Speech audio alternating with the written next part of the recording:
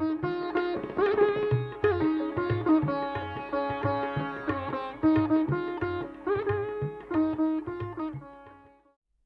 छात्रों, छंद विषयक सामान्य जानकारी हम आपको दे चुके हैं।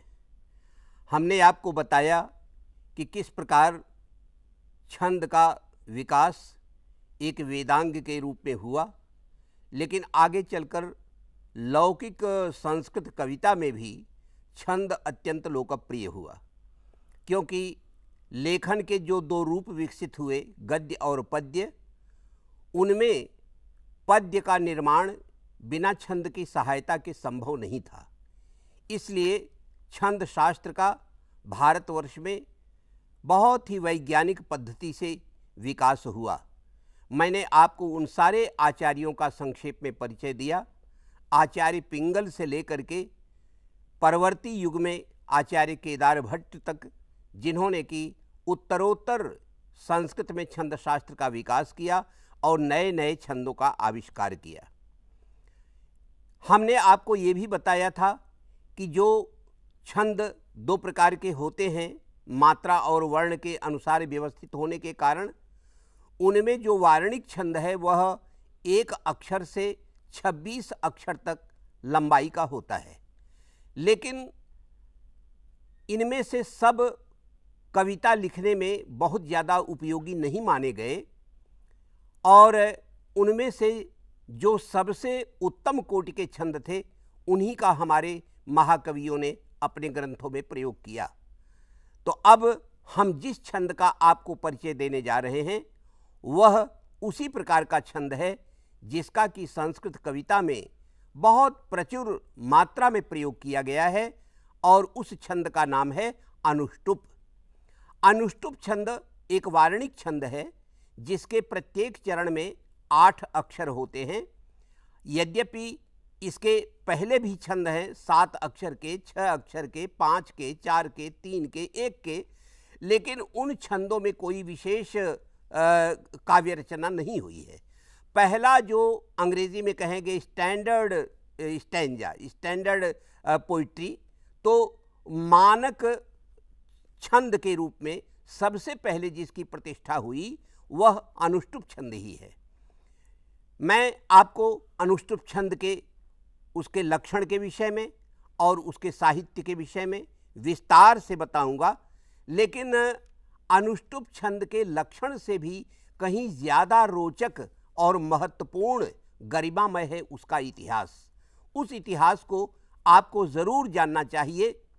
ऐसा कहा जाता है कि हमारे जो आदि कवि वाल्मीकि हैं, जो हमारी संस्कृत परंपरा में प्रथम कवि माने जाते हैं, वह एक बार संध्या काल में अपने आश्रम में जा रहे थे तमसा नदी में स्नान करने के लिए। संध्याकालीन वंदन के लिए तमसा नदी में स्नान करने जा रहे थे, तो देखा उन्होंने क्या कि एक क्रौंच पक्षियों का जोड़ा आपस में विहार कर रहा है। दोनों पक्षी प्रेम में मग्न थे और नाना प्रकार की क्रीड़ा कर रहे थे, लेकिन इसी बीच में एक हृदयहीन बहेलिये ने बाण से नर क्रौंच को बींध दिया। वो गिर कर जमीन पर गिरकर छटपटाने लगा, क्रंदन करने लगा, और उसकी ये दशा देख करके उसकी जो सहचरी थी वह भी नाना प्रकार से अपना दुख और वेदना प्रकट करने लगी। यह करुण दृश्य देख करके महामुनि वाल्मीकि का हृदय पसीज गया, और अचानक, यद्यपि वो थे तो बहुत ही शांत मूर्ति, लेकिन अचानक उनके मुंह से एक अभिशाप निकल गया कि मां निषाद प्रतिष्ठाम त्वमगमः शाश्वती समाह यत क्रौंच मिथुनादेकम अवधि काम मोहितम। हे निषाद, अनंत काल तक तुझे समाज में प्रतिष्ठा न प्राप्त हो, प्रशंसा न प्राप्त हो, क्योंकि तुमने क्रौंच मिथुनात एकम, पारस्परिक प्रेम क्रीड़ा में आसक्त क्रौंच पक्षियों के जोड़े में से एक नर पक्षी को तूने बींध दिया। तूने उनका युग्म, तूने उनका जोड़ा बिगाड़ दिया, उनका युग्म नष्ट कर दिया, और इस प्रकार का नृशंस कार्य करने के कारण तुझे कभी भी प्रतिष्ठा न प्राप्त हो। ये अचानक उनके मुंह से अभिशाप निकल गया। अब महर्षि संतप्त हो उठे। वो बार बार ये सोचने लगे कि मैंने तो क्रोध को जीत लिया था और इस व्यक्ति ने तो अपना काम किया, ये व्याध है, बहेलिया है, यही इसका काम है, पशु पक्षियों को मारकर अपना पेट भरना। इसने कोई अनुचित कार्य तो नहीं किया, फिर मेरे मुंह से ये अभिशाप का स्वर क्यों निकल पड़ा। बहुत संतप्त हुए, बहुत दुखी हुए, अपनी कुटिया में आकर के बैठे थे और पश्चाताप कर रहे थे। तभी भगवान ब्रह्मा प्रकट हुए और उन्होंने कहा कि महामुनि, मेरी प्रेरणा से ही ये वाणी आपके मुंह से फूटी है और ये अनुष्टुप छंद है। अब इसी छंद में आप मर्यादा पुरुषोत्तम राम का गुणगान कीजिए।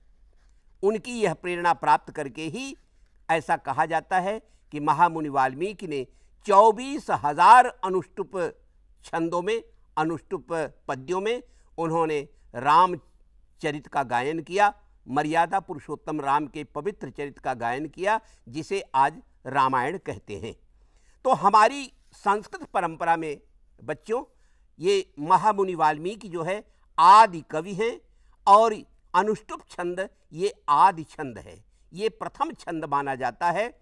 और इसी रूप में परवर्ती युग में महर्षि वाल्मीकि को स्मरण भी किया गया है, क्योंकि 11वीं शताब्दी में जो आचार्य क्षेमेंद्र पैदा हुए तो उन्होंने ये वंदना करते हुए ये कहा कि स वह पुनातु वाल्मीकि काव्यामृत महोदधि ओंकार इव वर्णानाम कवि नाम प्रथमो मुनि। जैसे ओंकार जो है सारे वर्णों में प्रथम होता है, उसी प्रकार महाकवियों में जो प्रथम कवि हैं ऐसे महर्षि वाल्मीकि की मैं वंदना करता हूँ।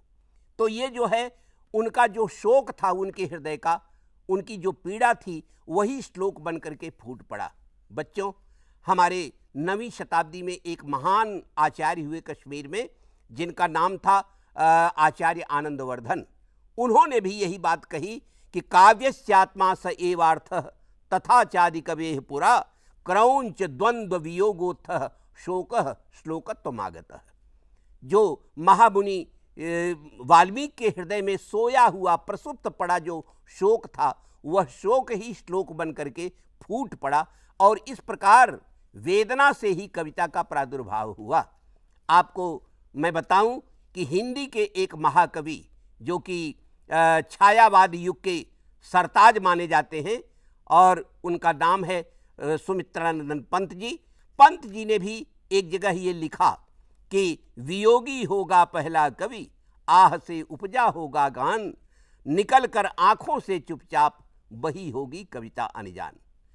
तो पंत जी ने भी आदि कवि वाल्मीकि ही ओर संकेत किया है कि वेदना से ही कविता का स्वर फूटा।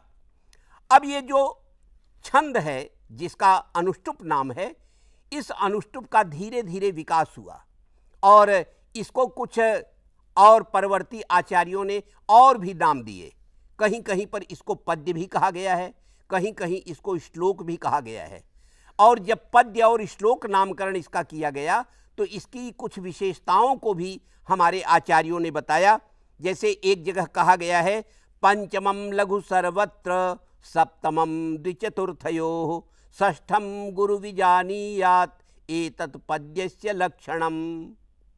पंचमम लघु सर्वत्र, चारों ही चरणों में जहाँ पांचवा अक्षर लघु हो और दूसरे और चौथे चरण में सातवां अक्षर लघु हो और षष्ठम गुरु विजानीयात्, और छठा अक्षर सर्वत्र जहाँ पर दीर्घ हो या गुरु हो उसे जो है पद्य कहते हैं। तो ढेर सारे अनुष्टुप छंदों पर ये लक्षण चरितार्थ होता है, लागू होता है। इसी तरह से इसको श्लोक भी कहा गया और श्लोक जब कहा तो उसकी भी विशेषता बताई कि श्लोके षष्ठम गुरुज्ञेयम सर्वत्र लघु पंचमम द्विचतुष्पादयोर्हरस्वम सप्तमम दीर्घमन्ययोः। तो ये भी लगभग उसी प्रकार का लक्षण है बच्चों, जैसा कि हमने पद्य के बारे में बताया है। बहरहाल चाहे वो उसकी संज्ञा पद्य हो चाहे श्लोक हो, लेकिन ये सब के सब मिल करके अनुष्टुप की ही परिधि में आते हैं। सबको मिला करके अनुष्टुप ही कहा जाता है।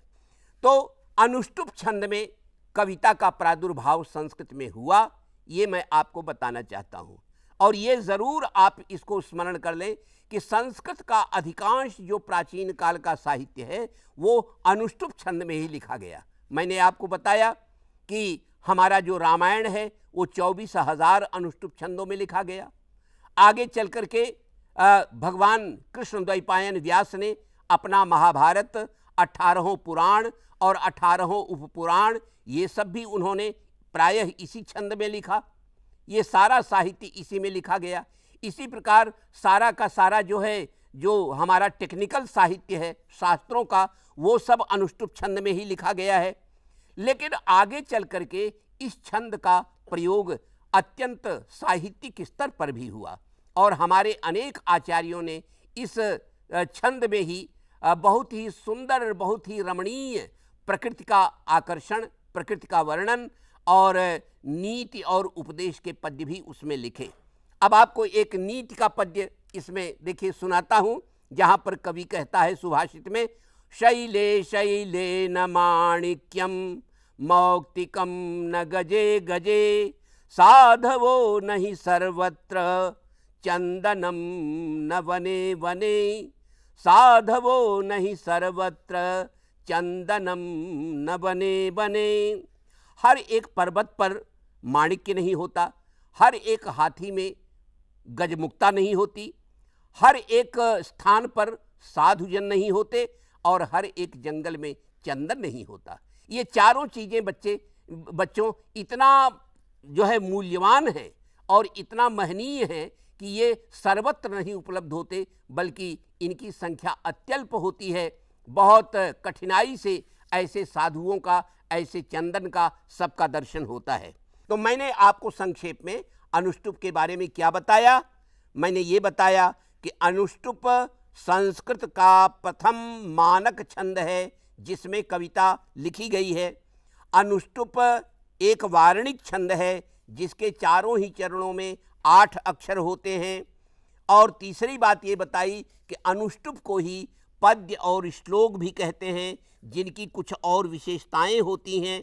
तो इस तरह से आप अनुष्टुप को अच्छी तरह से समझ लें और जब भी आप कविता करना शुरू करेंगे तो अनुष्टुप आपका बहुत बड़ा सहायक होगा, क्योंकि इसमें बहुत ज़्यादा टेक्निकलिटी नहीं है। इसमें जो है गणों का क्रम बहुत ज़्यादा निश्चित न होने के कारण आपको बड़ी सरलता होगी। और आपको मैं अपनी ओर से आशीर्वाद दे रहा हूं कि निरंतर अपने जीवन में बेटे उद्यम करो, क्योंकि उद्यम करने से ही तुम्हें सफलता प्राप्त होगी। देखो, शेर को भी शिकार ले आने के लिए, शिकार पाने के लिए उद्यम करना पड़ता है। यदि शेर चुपचाप सोया रहे तो अपने आप हिरन उसके मुंह में आकर के समा नहीं जाता है। तो ये बात भी देखो कितने अच्छे ढंग से कही गई है। उद्यमे नहि सिद्ध्यन्ति कार्याणि न मनोरथैः, नहि सुप्तस्य सिंहस्य प्रविशन्ति मुखे मृगाः। तो आप भी सोए न रहें किसी बबर शेर की तरह, बल्कि निरंतर जो है उद्यम करें, पुरुषार्थ करें, परिश्रम करें, क्योंकि आपके सामने जीवन का विशाल महान लक्ष्य है और वह लक्ष्य कुछ पुरुषार्थ करने से ही प्राप्त होगा। यही मेरी शुभकामना है और यही अनुष्टुप छंद का संदेश है।